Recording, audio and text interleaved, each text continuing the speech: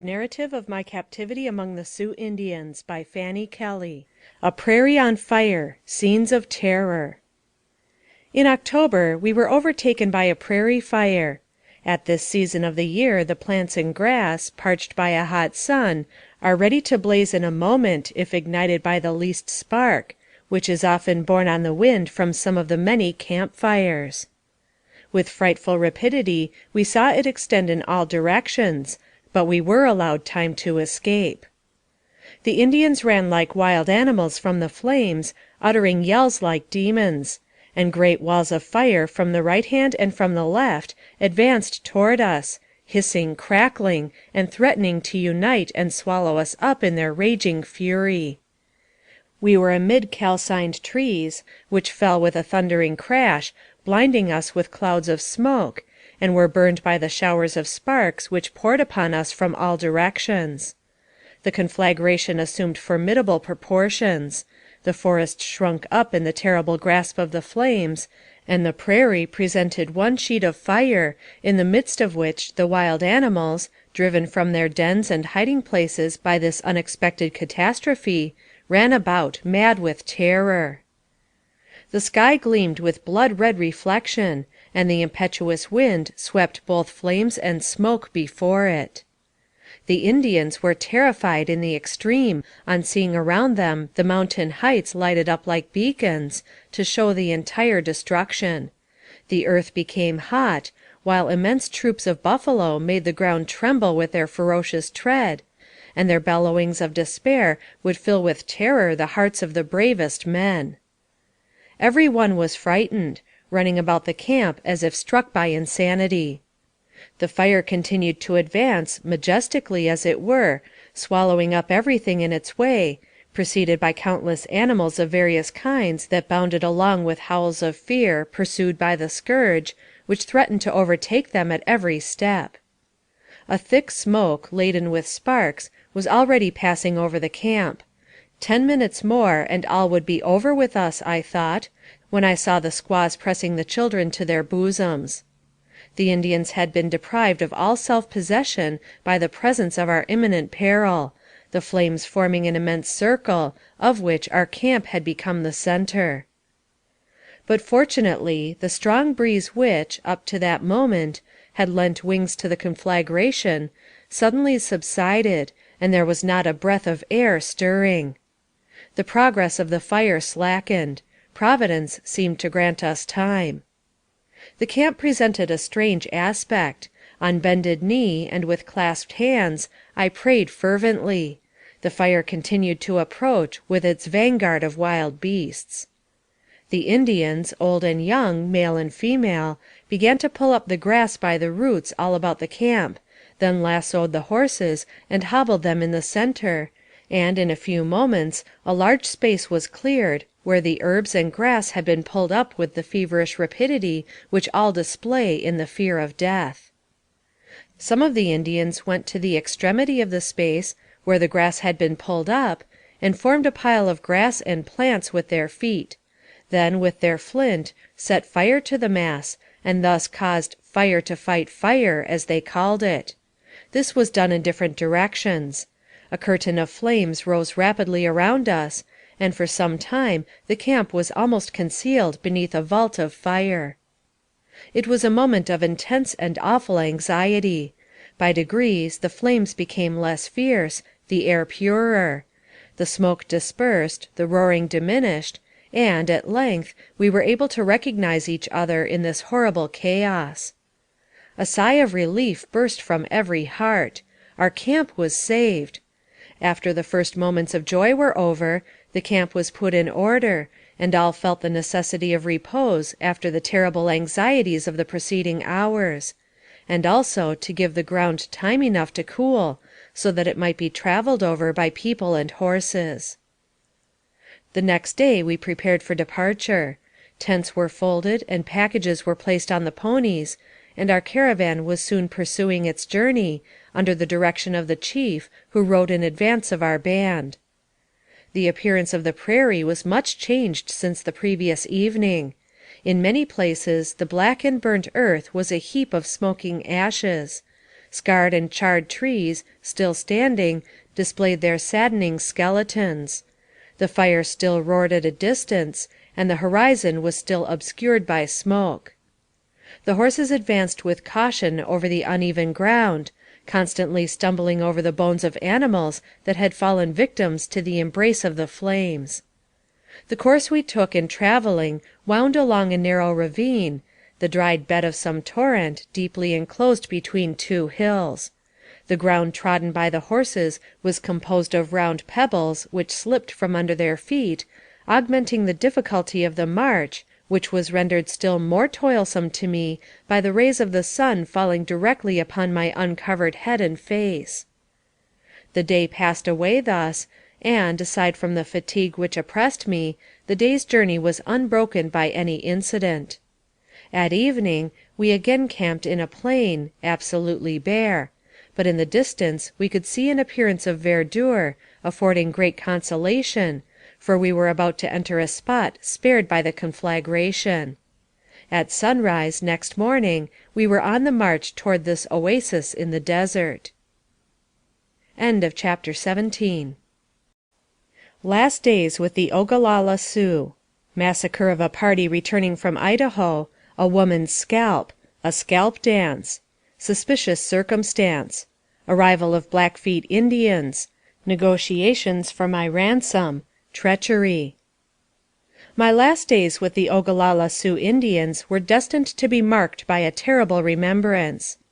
On the 1st of October, while the savages lingered in camp about the banks of the Yellowstone River, apparently fearing, yet almost inviting attack by their near vicinity to the soldiers, a large Mackinaw, or flatboat, was seen coming down the river.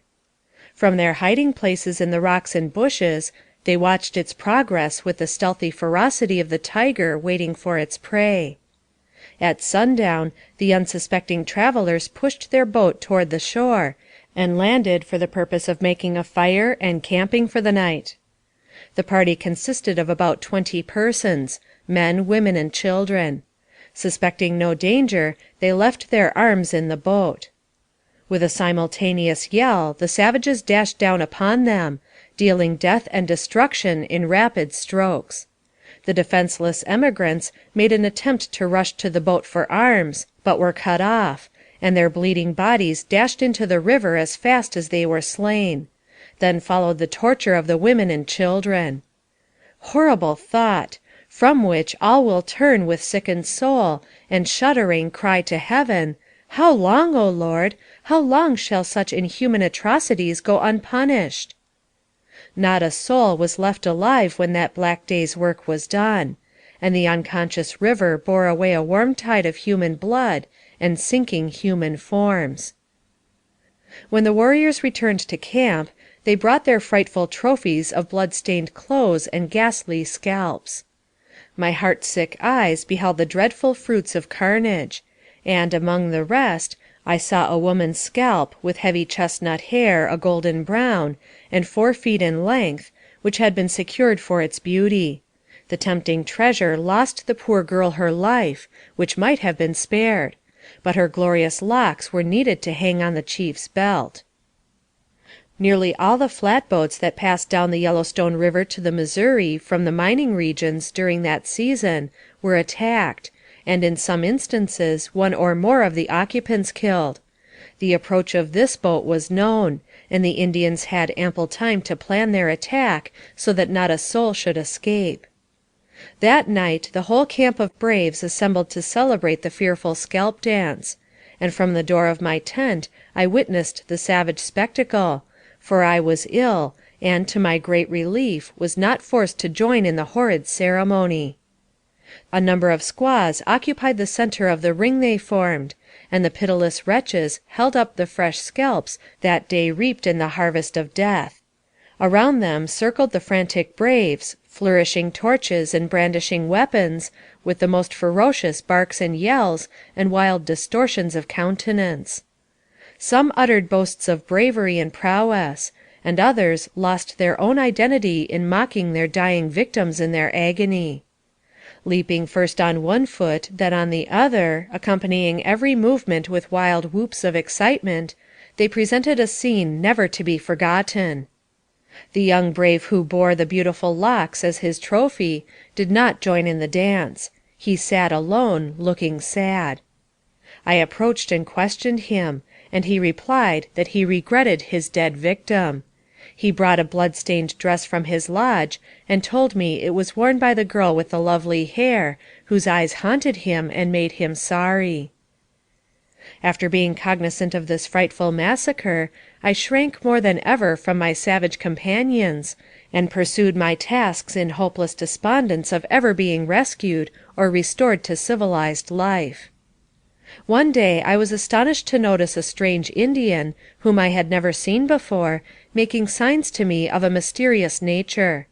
He indicated by signs that he wanted me to run away with him to the white people.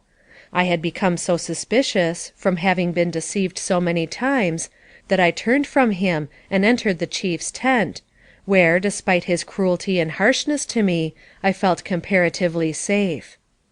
I afterwards saw this Indian, or rather white man, or half-breed, as I believe him to have been, though he could not or would not speak a word of English. His long hair hung loosely about his shoulders, and he was of a dark brown color. He had in no respect the appearance of an Indian, but rather that of a wild, reckless frontier desperado. I had never seen him before, though he seemed well known in the camp. One thing that perhaps made me more suspicious and afraid to trust any one, was a knowledge of the fact that many of the Indians who had lost relatives in the recent battles with General Sully were thirsting for my blood, and would have been glad to decoy me far enough away to wreak their vengeance, and be safe from the fury of the old chief, my taskmaster. This stranger came one day into a tent where I was, and showed me a small pocket Bible that had belonged to my husband, and was presented to him by his now sainted mother many years before. His object was to assure me that I might trust him, but such an instinctive horror of the man had taken possession of me that I refused to believe him, and at last he became enraged and threatened to kill me if I would not go with him. I pled with him to give me the Bible, but he refused. How dear it would have been to me from association, and what strength and comfort I would have received from its precious promises, shut out as I was from my world and all religious privileges, and surrounded by heathen savages. Soon after the foregoing incident, the old chief and his 3 sisters went away on a journey, and I was sent to live with some of his relatives, accompanied by my little companion, Yellow Bird. We traveled all day to reach our destination, a small Indian village. The family I was to live with until the return of the chief and his sisters consisted of a very old Indian and his squaw, and a young girl. I had a dread of going among strangers, but was thankful for the kindness with which I was received by this old couple. I was very tired, and so sad and depressed that I cared not to ask for anything, but the old squaw seeming to understand my feelings, considerately placed before me meat and water, and kindly ministered to my wants in every way their means would allow. I was with this family nearly 3 weeks, and was treated with almost affectionate kindness, not only by them, but by every member of the little community. The children would come to see me, and manifest in various ways their interest in me. They would say, "Wasechawea (white woman) looks sad. I want to shake hands with her." I soon began to adapt myself to my new surroundings, and became more happy and contented than I had ever yet been since my captivity began. My time was occupied in assisting the motherly old squaw in her sewing and other domestic work. There was but once a cloud come between us. The old chief had given orders that I was not to be permitted to go out among the other villagers alone, orders of which I knew nothing. Feeling a new sense of freedom, I had sometimes gone out, and on one occasion, having been invited into different teepees by the squaws, stayed so long that the old Indian sent for me, and seemed angry when I returned. He said it was good for me to stay in his tent, but bad to go out among the others. I pacified him at last by saying I knew his home was pleasant, and I was happy there, and that I did not know it was bad to go among the other tents. The old chief returned, finally, and my brief season of enjoyment ended. He seemed to delight in torturing me, often pinching my arms until they were black and blue. Regarding me as the cause of his wounded arm, he was determined that I should suffer with him. While in this village, Man Afraid of His Horses arrived, and I was made aware of his high standing as a chief and warrior by the feasting and dancing which followed. He was splendidly mounted and equipped, as also was another Indian who accompanied him. I have since learned from my husband that the treacherous chief made such statements of his influence with the hostile Indians as to induce him to purchase for them both an expensive outfit, in the hope of my release. I saw and conversed with him several times, and though he told me that he was from the Platte, he said nothing of the real errand on which he was sent, but returned to the fort and reported to Mr. Kelly that the band had moved, and I could not be found. Captain Fisk had made known to General Sully the fact of my being among the Indians, and the efforts he had made for my release; and when the Blackfeet presented themselves before the General, asking for peace, and avowing their weariness of hostility, anxious to purchase arms, ammunition, and necessaries for the approaching winter, he replied: "I want no peace with you. You hold in captivity a white woman. Deliver her up to us, and we will believe in your professions. But unless you do, we will raise an army of soldiers as numerous as the trees on the Missouri River, and exterminate the Indians." The Blackfeet assured General Sully that they held no white woman in their possession, but that I was among the Ogalallas. "As you are friendly with them," said the General, "go to them and secure her, and we will then reward you for so doing." The Blackfeet warriors appeared openly in the village a few days afterward, and declared their intentions, stating in council the determination of General Sully. The Ogalallas were not afraid, they said, and refused to let me go.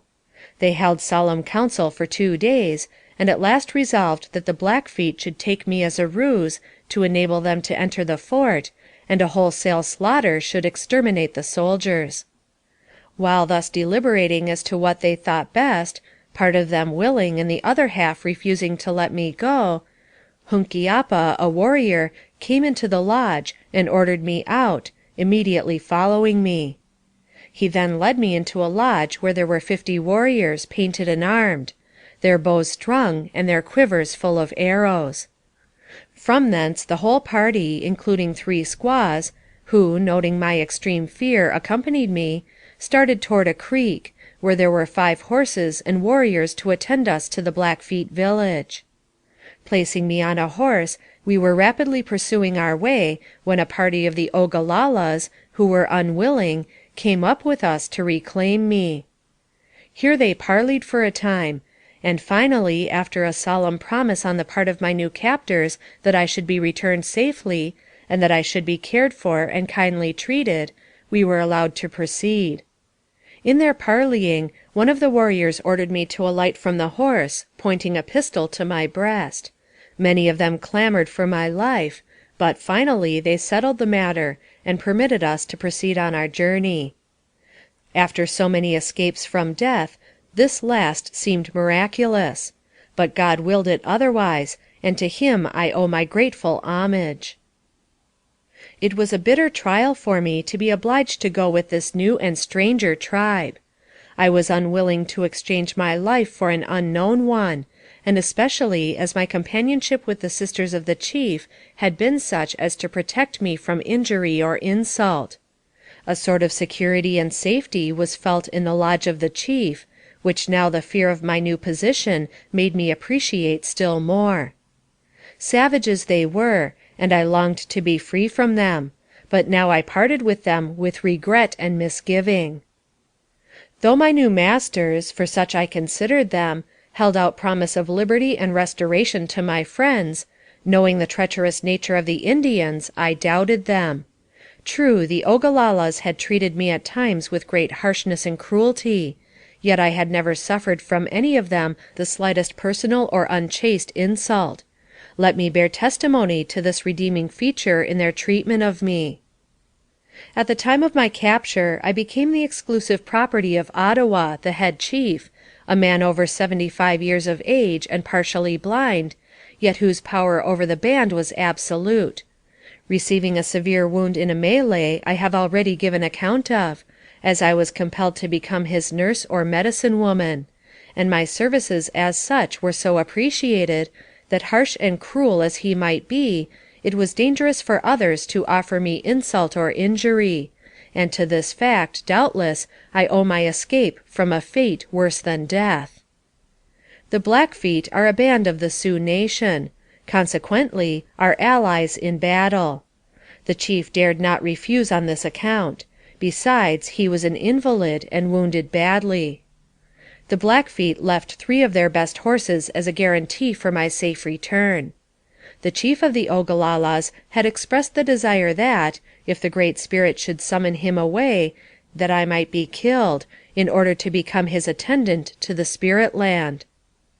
It was now the commencement of November, and their way seemed to lead to the snowy regions, where the cold might prove unendurable. When I heard the pledge given by the Blackfeet, my fears abated. Hope sprang buoyant at the thought of again being within the reach of my own people, and I felt confident that, once in the fort, I could frustrate their plans by warning the officers of their intentions. I knew what the courage and discipline of fort soldiers could accomplish, and so hoped, not only to thwart the savage treachery, but punish the instigators. End of chapter 18. Indian Customs. During my forced sojourn with the Ogalallas, I had abundant opportunity to observe the manners and customs peculiar to a race of people living so near, and yet of whom so little is known by the general reader. A chapter devoted to this subject will doubtless interest all who read this narrative. Nothing can be more simple in its arrangement than an Indian camp when journeying, and especially when on the warpath. The camping ground, when practicable, is near a stream of water, and adjacent to timber. After reaching the spot selected, the ponies are unloaded by the squaws and turned loose to graze. The tents, or teepees, are put up, and wood and water brought for cooking purposes. All drudgery of this kind is performed by the squaws, an Indian brave scorning as degrading all kinds of labor not incident to the chase or the warpath. An Indian teepee is composed of several dressed skins, usually of the buffalo, sewed together and stretched over a number of poles, the larger ones containing as many as 20 of these poles, which are 15 to 20 feet long. They are of yellow pine, stripped of bark, and are used as travois in traveling. 3 poles are tied together near the top or small ends, and raised to an upright position, the bottoms being spread out as far as the fastening at the top will permit. Other poles are laid into the crotch thus formed at the top, and spread out in a circular line with the 3 first put up.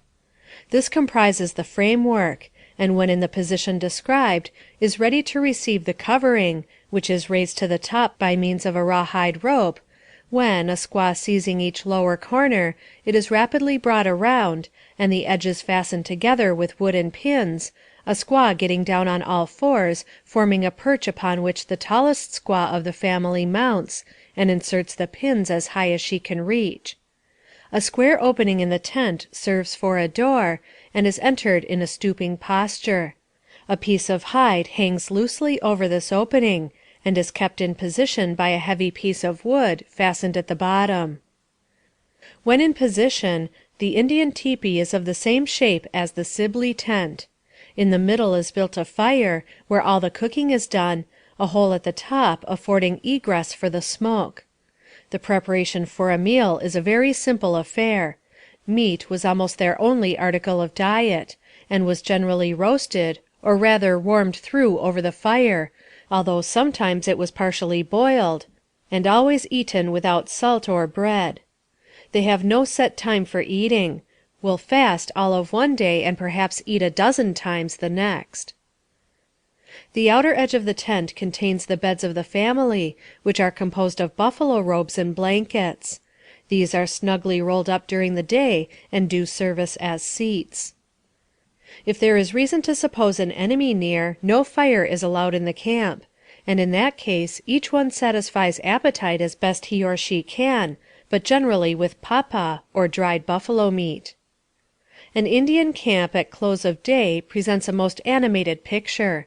The squaws passing to and fro, loaded with wood and water, or meat, or guiding the sledges drawn by dogs, carrying their all; dusky warriors squatted on the ground, in groups, around fires built in the open air, smoking their pipes or repairing weapons, and recounting their exploits; half naked and naked children, capering about in childish glee, furnish a picture of the nomadic life of these Indians of strange interest. Not more than 10 minutes are required to set up an Indian village. When it becomes necessary to move a village, which fact is never known to the people, a crier goes through the camp shouting, "Egalakapo! Egalakapo!" when all the squaws drop whatever work they may be engaged in, and in an instant are busy as bees, taking down teepees, bringing in the ponies and dogs, and loading them; and in less than 15 minutes the cavalcade is on the march. The squaws accompany the men when they go to hunt buffalo, and as fast as the animals are killed they strip off their hides, and then cut off the meat in strips about 3 feet long, 3 to 4 inches wide, and 2 inches thick; and such is their skill that the bones will be left intact and as free from meat as though they had been boiled. The meat is then taken to camp and hung up to dry. It is most filthy, being covered with grass and the excrement of the buffalo. The medicine men treat all diseases nearly alike. The principal efforts are directed to expelling the spirit, whatever it may be, which it is expected the medicine man will soon discover, and having informed the friends what it is, he usually requires them to be in readiness to shoot it, as soon as he shall succeed in expelling it. Incantations and ceremonies are used, intended to secure the aid of the spirit or spirits the Indian worships. When he thinks he has succeeded, the medicine man gives the command, and from 2 to 6 or more guns are fired at the door of the tent to destroy the spirit as it passes out. Many of these medicine men depend wholly on conjuring, sitting by the bedside of the patient, making gestures and frightful noises, shaking rattles, and endeavoring, by all means in their power, to frighten the evil spirit. They use fumigation, and are very fond of aromatic substances, using and burning cedar and many different plants to cleanse the tent in which the sick person lies. The native plants, roots, herbs, and so forth, are used freely and are efficacious. They are very careful to conceal from each other, except a few initiated, as well as from white men, a knowledge of the plants used as medicine, probably believing that their efficacy in some measure depends on this concealment. There is a tall branching plant, growing abundantly in the open woods and prairies near the Missouri River, which is used chiefly by the Indians as a purgative, and is Euphorbia correlata, well known to the botanist. Medicines are generally kept in bags made of the skin of some animal.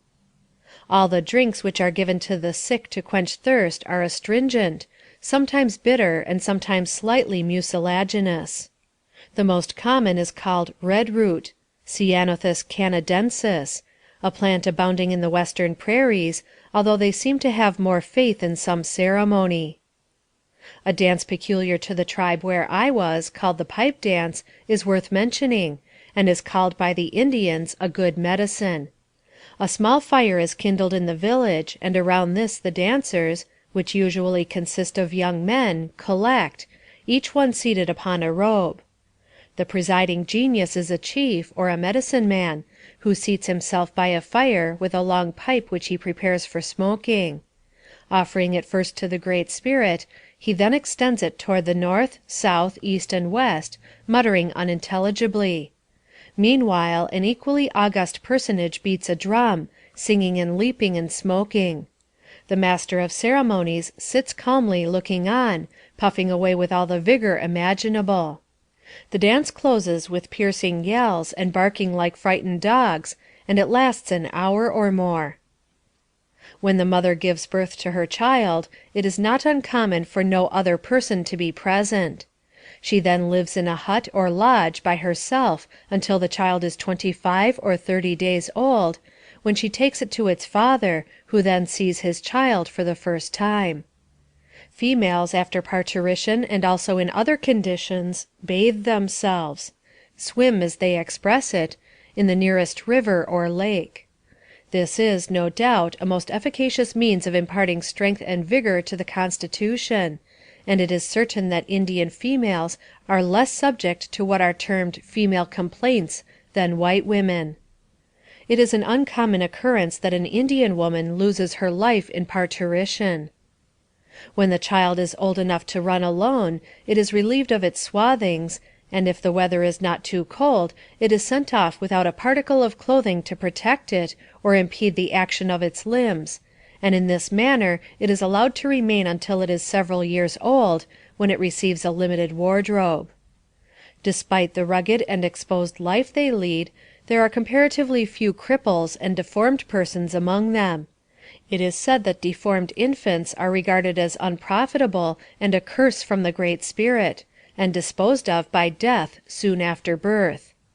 Sometimes, at the death of a mother, the infant is also interred. An incident of this kind was related to me. A whole family had been carried off by smallpox except an infant.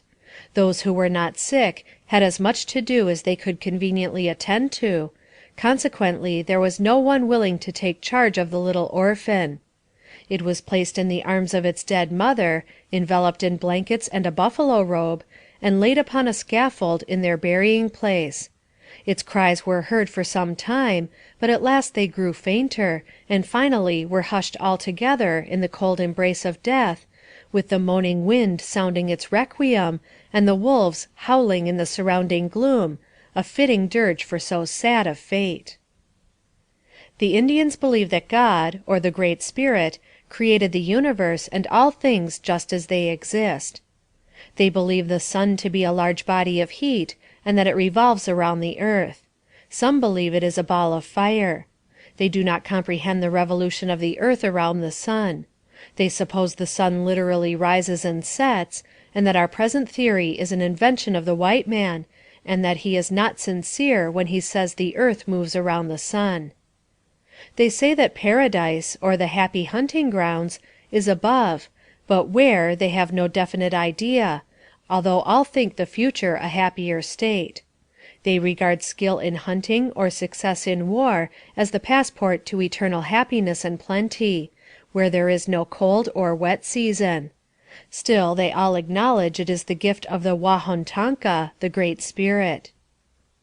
The manner of disposing of their dead is one of the peculiar customs of the Indians of the Plains which impresses the beholder for the first time most forcibly.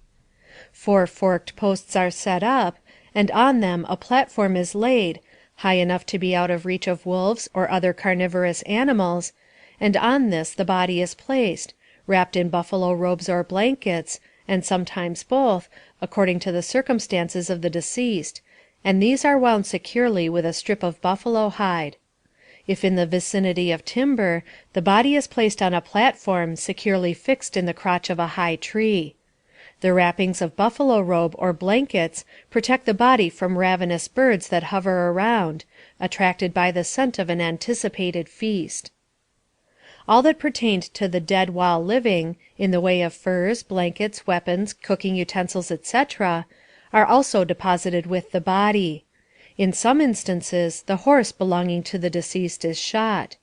They believe that the spirit wanders off to distant hunting grounds, and as it may have to pass over a country where there is no game, a quantity of dried buffalo meat is usually left with the body for its subsistence. While on a journey, these burial places are held sacred as those of a Christian nation, and when a tribe is passing such localities, they will make a detour rather than go the more direct road by the resting place of their dead, while the relatives leave the trail and go alone to the spot, and there renew and repeat their mourning as on the occasion of his death. They also leave presents for the dead of such little trinkets as he most prized before he departed to his new hunting grounds. The boys are early taught the arts of war. A bow and arrows are among the first presents that an Indian youth receives from his parents, and he is soon instructed in their use. Indeed, the skill of a hunter seems to be a natural endowment, and, although some are more accurate and active than others, they all shoot with wonderful precision and surprising aptitude, seeming to inherit a passionate love for the sports of the chase. The Indian boy receives no name until some distinguishing trait of character or feat suggests one, and changes it from time to time as more fitting ones are suggested. Some of their names are very odd, and some quite vulgar. The wife is sometimes wooed and won, as if there was something of sentiment in the Indian character, but oftener purchased without the wooing. When the desired object is particularly attractive, and of a good family, the courting and purchasing both may be required. When a young brave goes courting, he decorates himself out in his best attire, instinctively divining that appearances weigh much in the eyes of a forest belle, or dusky maiden, who receives him bashfully, for a certain kind of modesty is inherent in Indian girls, which is rather incongruous when considered in connection with their peculiar mode of life. Discretion and propriety are carefully observed, and the lovers sit side by side in silence, he occasionally producing presents for her acceptance. These express a variety of sentiment, and refer to distinct and separate things, some signifying love, some strength, some bravery; others allude to the life of servitude she is expected to live if she becomes his wife. If they are accepted graciously, and the maiden remains seated, it is considered equivalent to an assurance of love on her part, and is acted upon accordingly. Although no woman's life is made less slavish by the marriage connection, and no one is treated with respect, it is scarcely known in Indian life that a girl has remained unmarried even to middle age. When a chief desires to multiply the number of his wives, he often marries several sisters, if they can be had, not because of any particular fancy he may have for any but the one who first captivated him, but because he thinks it more likely to have harmony in the household when they are all of one family.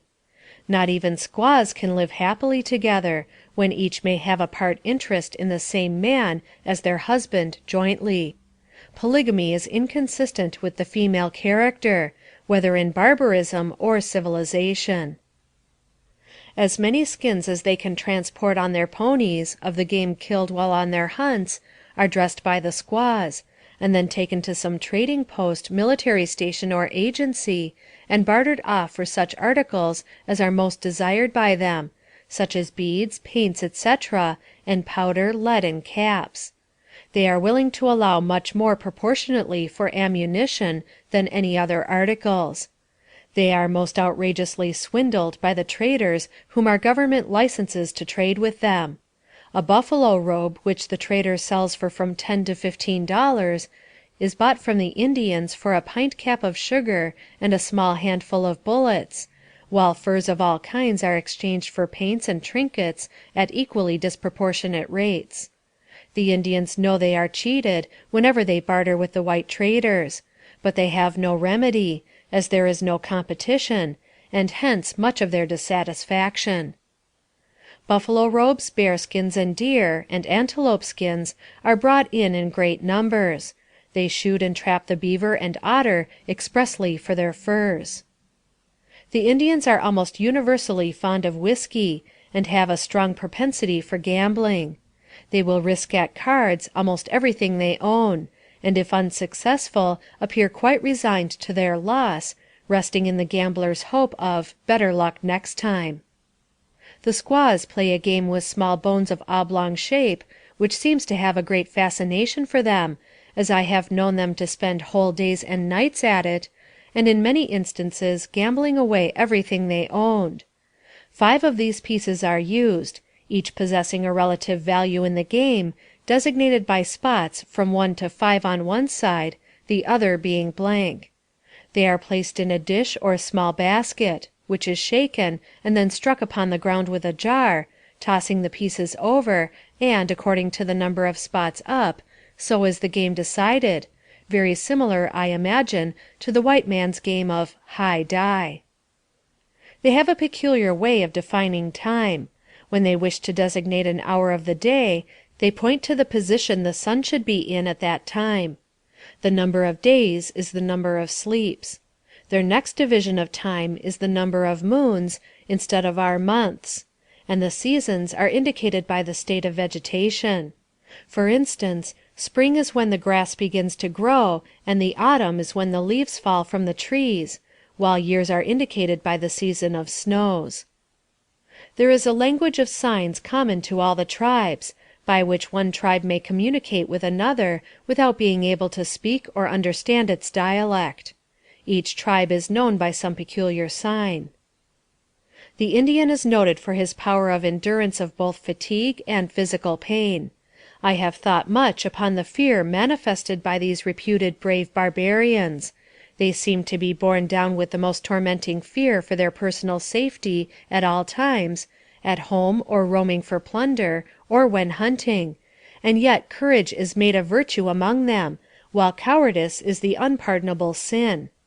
When compelled to meet death, they seem to muster sullen, obstinate defiance of their doom that makes the most of a dreaded necessity, rather than seek a preparation to meet it with submission, which they often dissemble but never possess. Instinct, more than reason, is the guide of the red man. He repudiates improvement, and despises manual effort. For ages has his heart been embedded in moral pollution. The blanket, as worn by the Indian, is an insuperable barrier to his advance in arts or agriculture. When this is forever dispensed with, then his hands will be free to grasp the mechanic's tools or guide the plow. It is both graceful and chaste in their eyes, and to adopt the white man's dress is a great obstacle, a requirement too humiliating, for they have personal as well as national pride. No hat is worn, but the head is covered with feathers and rude ornaments. A heavy mass of wampum, often very expensive, adorns the neck. Frequently the entire rim of each ear is pierced with holes, and adorned with jewels of silver or something resembling it. The Indian does everything through motives of policy. He has none of the kindlier feelings of humanity in him. He is as devoid of gratitude as he is hypocritical and treacherous. He observes a treaty or promise only so long as it is dangerous for him to disregard it, or for his interest, in other ways, to keep it. Cruelty is inherent in them, and is early manifested in the young, torturing birds, turtles, or any little animal that may fall into their hands. They seem to delight in it, while the pleasure of the adult in torturing his prisoners is most unquestionable. They are inveterate beggars, but never give, unless with a view to receive a more valuable present in return. The white man, he has been taught, is his enemy, and he has become the most implacable enemy of the white man. His most fiendish murders of the innocent is his sweetest revenge for a wrong that has been done by another. The youth are very fond of war. They have no other ambition, and pant for the glory of battle, longing for the notes of the war song, that they may rush in and win the feathers of a brave. They listen to the stories of the old men, as they recall the stirring scenes of their youth, or sing their war songs, which form only a boasting recapitulation of their daring and bravery. They yearn for the glory of war, which is the only path to distinction. Having no arts or industrial pursuits, the tribes are fast waning from war, exposure, and disease. But few of the tribes cultivate the soil, the nature of the Indian rendering in his eyes as degrading all labor not incident to the chase or the warpath, and notwithstanding the efforts of missionaries, and the vast sums of money expended by the government to place them on reservations and teach them the art of agriculture, the attempts to civilize the Indian in that way may be considered almost a total failure. The results bear no comparison to their cost. Their ideas of the extent and power of the white race are very limited, and after I had learned the language sufficiently to converse with them, I frequently tried to explain to them the superior advantages of the white man's mode of living. They would ask me many questions as to the number of the white men on this side of the big water, and how far that extended; and on being told of 2 big oceans, they would ask if the whites owned the big country on the other side, and if there were any Indians there. Many of my statements were received with incredulity, and I was often called a liar, especially when I told of the number and rapid increase of the white race. Sometimes the older ones would get angry. The younger ones were often eager listeners, and especially in times of scarcity and hunger would they gather around me to learn about the white man, and then would I endeavor to impress them with the advantages of a fixed home and tilling the soil over their wild, roaming life.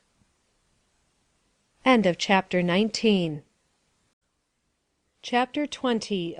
An Indian Tradition. Arrival at the Blackfeet Village. An offer to purchase me indignantly rejected. A Yankton attempts my capture. The Blackfeet village was 150 miles from the Ogalallas, and the way thither lay often over the tops of bare and sandy hills. On the summits of these heights I found shells such as are picked up at the seaside. The Indians accounted for their appearance there by saying, that once a great sea rolled over the face of the country, and only one man in a boat escaped with his family. He had sailed about in the boat until the waters retired to their place, and, living there, became the father of all the Indians.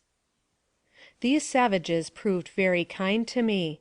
Though their nation is regarded by the whites as very vindictive and hostile, they showed me nothing but civility and respect. On the 3d morning we reached a small village, where we halted.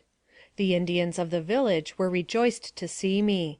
Among them I recognized many familiar faces, and they imparted to us their mistrust and apprehension lest I had been stolen from the Ogalallas; but the Blackfeet assured them to the contrary, and, after questioning me, they became satisfied, and gave us food, promising to send warriors to our village, and giving us another horse.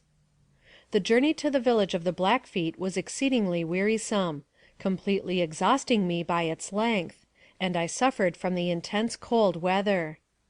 Approaching their village, they entered it with loud demonstrations of joy, singing and whooping after the manner of their race, with noises defying description. I was received with great joy, and even marks of distinction were shown me.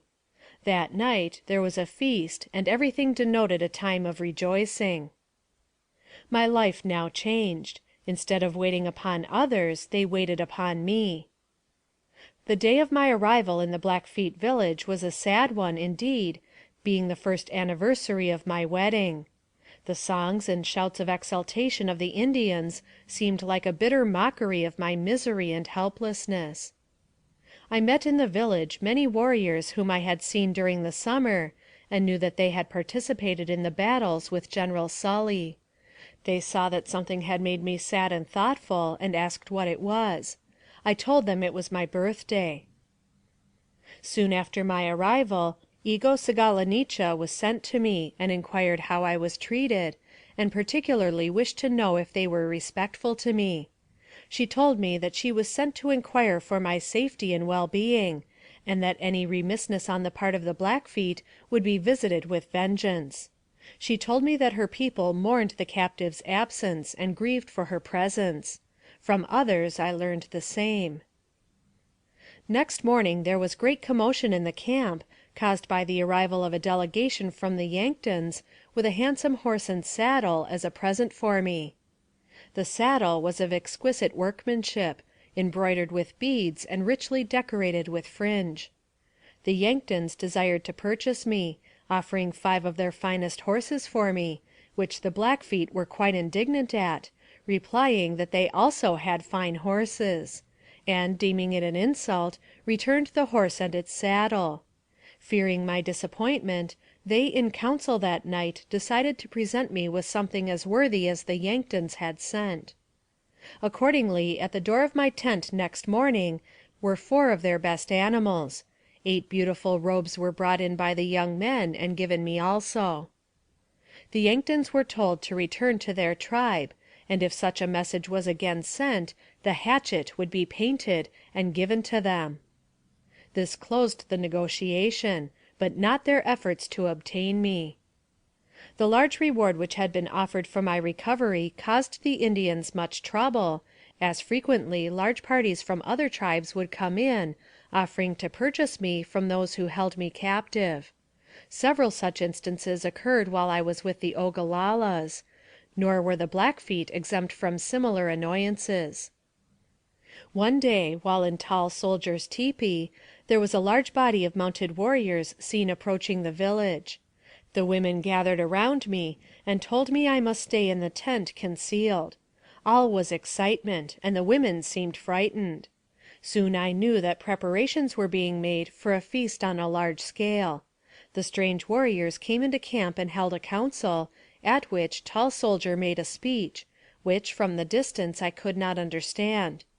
They then had a feast and departed. The Blackfeet gave me to understand that the visit of these Indians was on my account, as had been that of the Yanktons. Soon after, I noticed that parties of warriors would leave the camp daily, and return, bringing ammunition and goods of various kinds. I learned from the squaws and children that a party of traders from the Platte River had arrived in the neighborhood with 4 wagons, to trade with the Indians, and that they wanted to buy me, but that the Indians would not part with me. I pretended to the Indians that I did not desire to leave them, but pled that I might go with them to see the white men, which was refused, as was also a request that I might write a letter to them. Soon after, the traders were murdered, only 1 man escaping, which reached Fort Laramie nearly dead from hunger and exposure, having traveled the whole distance from the Missouri River on foot. I have since learned that the men were sent out by Mr. Bove, a trader, near Fort Laramie, with instructions to procure my release if it required all they possessed. Since learning these facts, I am more than ever convinced that the reluctance of the Indians to give me up grew out of their hope of capturing Fort Sully through my involuntary agency, and securing a greater booty than any ransom offered, as also of obtaining revenge for the losses inflicted upon their nation by the soldiers under General Sully. The Blackfeet appeared in every respect superior to the tribe I had left. The chief, Tall Soldier, displayed the manners and bearing of a natural gentleman. They kept up an air of friendliness, and communicated frequently with the whites, but in reality were ready to join any hostile expedition against them, and were with the Ogallala Sioux when our train was attacked at Box Elder. The Blackfeet seemed to be stationary in their village, only sallying out in small parties for plunder and horses, and, during that time, keeping up a succession of entertainments at the tepee of the chief, where a constant arrival of warriors and many Indians from other tribes, who were warmly welcomed, added to the excitement of the days. I sympathized with the poor wife of the chief, who was the only woman beside myself in the tent, and to whose labor all the feasts were due. She was obliged to dress the meat, make fires, carry water, and wait upon strangers, besides setting the lodge in order. These unceasing toils she performed alone, the commands of the chief forbidding me to aid her. While with the Ogalallas, I never crossed their will or offered resistance to my tasks, however heavy, having learned that obedience and cheerful industry were greatly prized, and it was, doubtless, my conciliating policy that had at last won the Indians, and made them bewail my loss so deeply. The squaws are very rebellious, often displaying ungovernable and violent temper. They consider their life a servitude, and being beaten at times like animals, and receiving no sort of sympathy, it acts upon them accordingly. The contrast between them and my patient submission had its effect upon the Indians, and caused them to miss me when separated from them. During my sojourn in this village, I received invitations to every feast, and to the different lodges. One day, when visiting one of these lodges, a package of letters was given me to read. They had been taken from Captain Fisk's train, and were touchingly beautiful. Some of them were the correspondence of a Mr. Nichols with a young lady, to whom he seemed tenderly attached. I was asked to read these letters and explain them to the Indians. I was removed at different times to various lodges, as a sort of concealment, as I learned that the Yanktons had not given up the idea of securing me; and, one night, I awoke from my slumbers to behold an Indian bending over me, cutting through the robes which covered me, after making a great incision in the tent whereby he entered. Fearing to move, I reached out my hand to the squaw who slept near me, whose name was Chahampa Say, White Sugar, pinching her to arouse her, which had its effect, for she immediately arose and gave the alarm, at which the Indian fled. This caused great excitement in the camp, and many threats were made against the Yanktons. The intense cold and furious storms that followed my arrival among the Blackfeet precluded the possibility of their setting out immediately on the proposed journey to Fort Sully. The snowdrifts had rendered the mountain passes impassable, and the chief informed me that they must wait until they were free from danger, before taking leave of the shelter and security of their protected village. Chapter 21.